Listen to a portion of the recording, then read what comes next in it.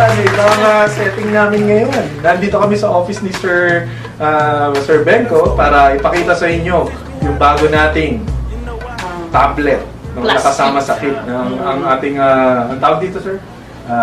Tablet plus Kit. load plus kit. Tablet plus kit.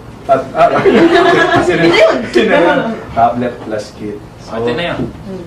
So, sir, pwede naman share sa, lalo na sa mga OFWs natin na excited na. No? Ay, mga taga-province, di ba? Ay, mga nasa province, Oo. kung ano yung mga features nitong FabTab or yung V-Mobile tablet natin. Actually, hindi lamang yung mga viewers niyo excited. Maski ako excited din dito sa bagong product ng company. No? Itong product ng company na ito, in-include natin sa dating load plus kit lang. No? So instead of load lang ang laman ng kit at yung mga various na contents niya ngayon, dadagdagan natin ng tablet. Ang brand niya ay Lifeware FabTab Brio. Itong FabTab Brio is actually a tablet that is not available in the market for sale. Pero gamit siya ng Smart Pro sa kanilang retention program. Meaning, kung ikaw ay isang Smart Pro subscriber at gusto mong mag-retain o mag-stay sa kanilang program for 24 months, bibigyan ka nila ng libre na ito. Ang market value is around 8,000 pesos. Pero sa atin, murang-mura mo itong makakuha dahil kasama siya sa kit. Meron ka ng tablet, meron ka pang business. So ano bang features nitong tablet na to? Okay. If you look at this, baka hindi siya gaanong kasi meron siyang demo unit lang ito, no? Demo unit. Oo, kaya medyo hindi siya gaanong makintab kasi meron siyang Yung material niya, sir, ang material niya, ginawa natin na matibay, no? Aluminum backing. Hindi siya katulad ng mga cheap tablets na plastic ang likod. So, matibay siya. Tinatry natin gayahin dito yung napakataas na brand na Apple o iPad. Meron din siya, andito yung mga mga interface niya.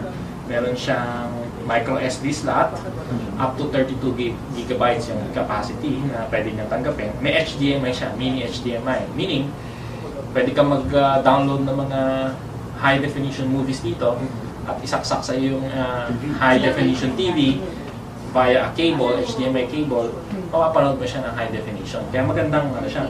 Meron na siyang USB dito at merong earphone plug at yung charging port. Sir, yung sa USB pala, pwedeng kabitan ng mga tawag dati. Pwede siyang kabitan ng pwede siyang kabitan ng broadband.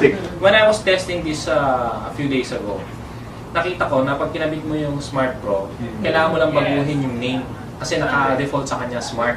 Pag dinetect mo siya ng pusa, gagamitin niya yung Smart na name. Pero kung gagawin mo siyang Smart Pro, mas mabilis siyang tumakbo.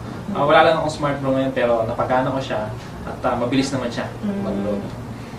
Ito yung yung basic interface niya. Meron na tayong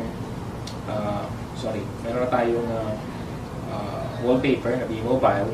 Tapos kinargahan na lang natin ang loading stream application. Meron na dito. Na currently nasa beta version pa lang siya, pero meron na siya.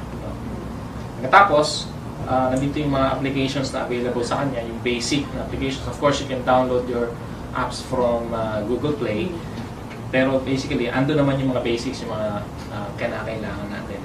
So, ang kanyang operating system ay Android Jelly Bean 4.1, 4.1.1.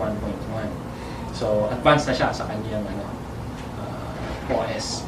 Yun din, dual core siya at meron siyang 8GB capacity at meron siyang 1GB memory, 1GB DDR3. So, mabilis yung memory niya. Now, if you would ask me, bakit hindi siya katulad ng iba ng mga latest ngayon ng mga quad-core na? Well, naglalabasan ngayon ng quad-core, pero may iba na expensive pa rin.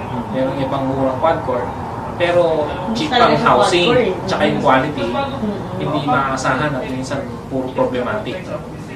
At ang mahalaga dito, wala naman talaga yan sa dami ng core. Kasi ang quad-core, mas malakas kumain ng baterya kasi sa dual-core. Ang dual-core ay tama lang ang pag-spend din ng battery.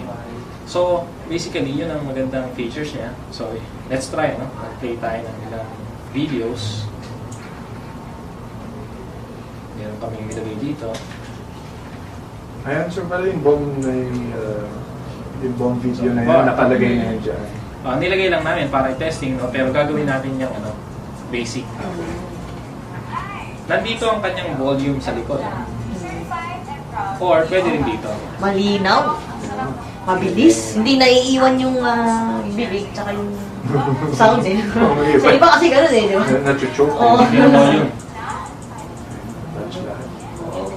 Tsaka mabilis Pwede rin yung touch dito sa niya, likod. di ba? Hindi katulad ng iba, no? Napakadali na, hindi pa rin nakatouch. Ito, Response oo, time. mabilis. Pwede rin siya ng multitasking, no? Pindutin niyo lang ito. Maliit siya, pwede siyang lakihan. Parang yan ang hindi nagagawa ng ibang tablo. Oo. Pwede siyang i-relocate. Pwede niyo gawin yung Tapos ibang... mabilis pa din, no? Oo. Gusto niyo siyang lakihan ulit.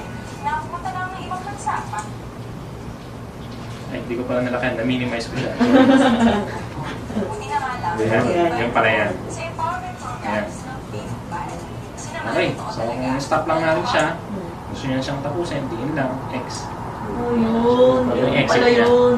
So, yung warranty, yung mga nagtatanong din. Warranty nito 1 year at ang 1 year mga din. service center natin. So, ang service center natin nationwide, ano?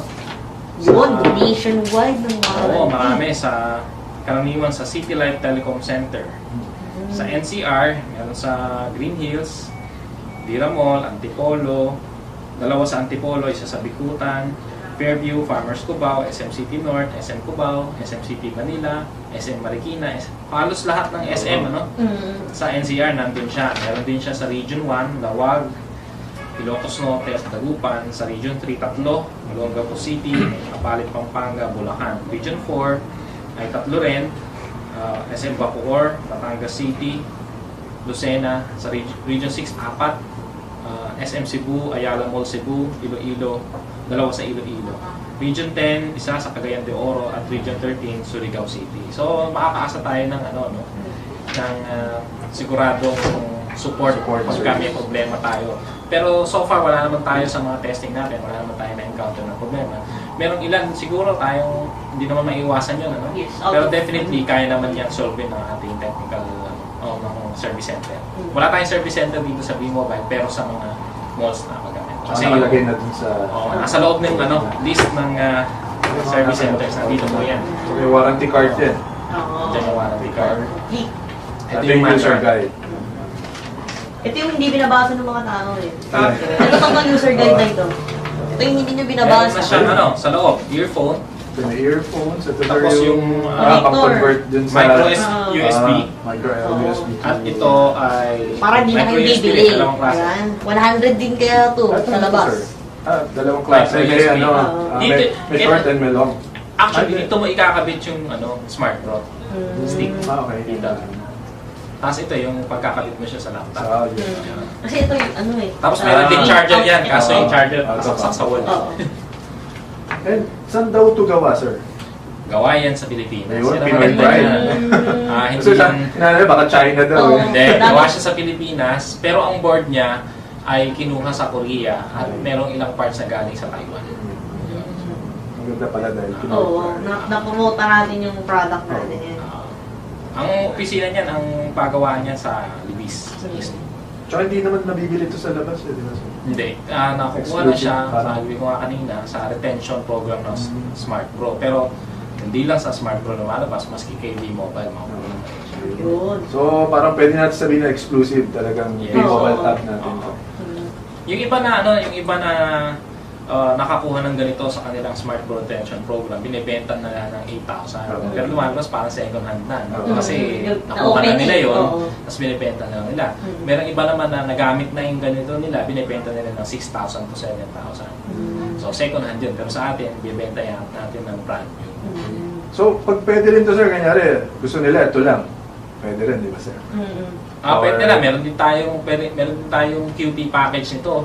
At meron din tayong basic tablet plus activation kit. Yun. Para dun sa Pero as of now, ang magiging available yung My Life Pro tablet plus Kit mo na. Doon na siya available. Pwede rin tayo makabili pala. Oo.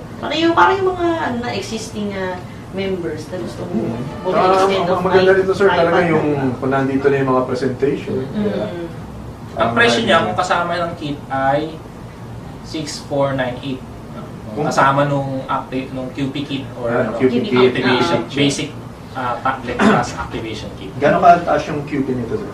Around 58 days ata. 58 Ah, days. Tapos 100 100 pesos. pesos. Mm. 100 pesos ang product patronage points. Ay, maganda, no? Kasi mo kada bilhin ng TP mo, may 100 ka agad. Di ba? Ay, maganda. May QP ka. Tapos magagamit ka, magkay-present siya ulit. So, magkakano siya ulit ng pay-in.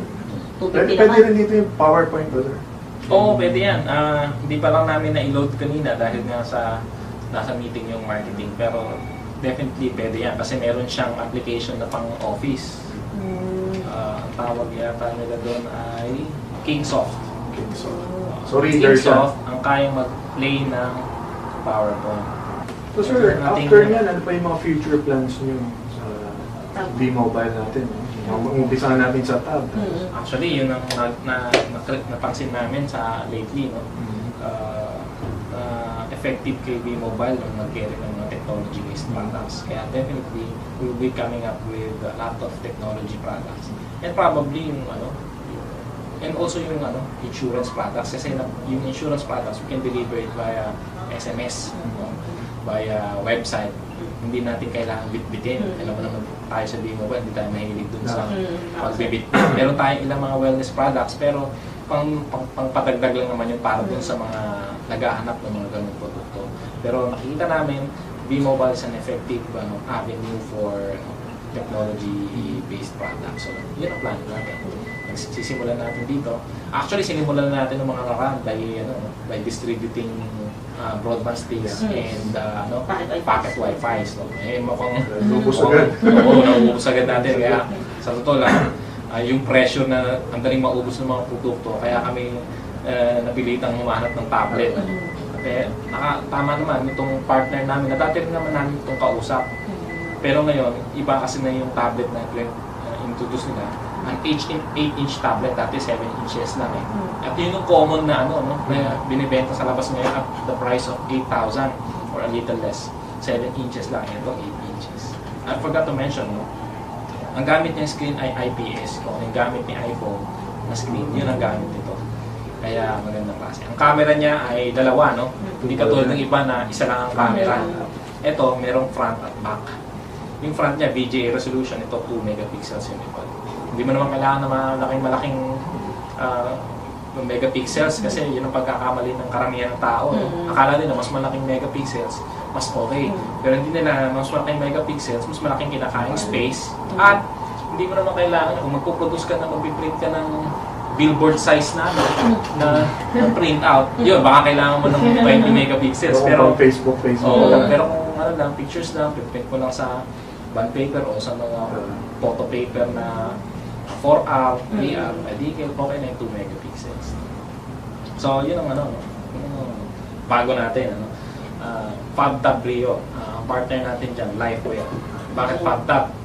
Siya dahil... Ferdinand Alan Beng. Ayun. Joke lang. Bakit Lifeware? Bakit Lifeware? My God. Lifeware. Talagang tutugma lahat eh. So sir, baka may mga gusto kayong sabihin sa mga OFW natin, lalo na yung mga nasa province, yung mga technopreneurs Ayun. natin. Sige. Doon sa aming mga members at mga potential members sa ibang bansa at sa mga provinces, maraming salamat po at ina-encourage ko kayo na patuloy na manood ng Teach Me How to Do V, programa nila Ramil at nila Aislinn ko. Maraming natutulungan itong programang ito. At makakasalan kayo sa side naman ng V-Mobile Technologies, patuloy kaming gagawa ng mga innovations. Yun naman talaga tayo rin naman talaga nagpasimula ng lahat ng innovations. Tayo lang naman yung ginagaya ng karamihan ng kumpanya. So patuloy pa rin natin gagawin yun. Magpuproduce tayo ng mga produkto at mga serbisyo na hindi lang magbibigay sa inyo ng income, kundi mag-empower sa mga Pilipino hanggat maaari. Kung meron man tayong mga partners ng mga taga-ibang bansa, ng mga foreigners, pero priority natin, i-empower ang mga kapwa natin Pilipino. So, patuloy niyo pong suportahan ang V-Mobile Technology. Thank you for your time, sir. Salamat. Sir, thank you. Hindi na natin ito. Ayun.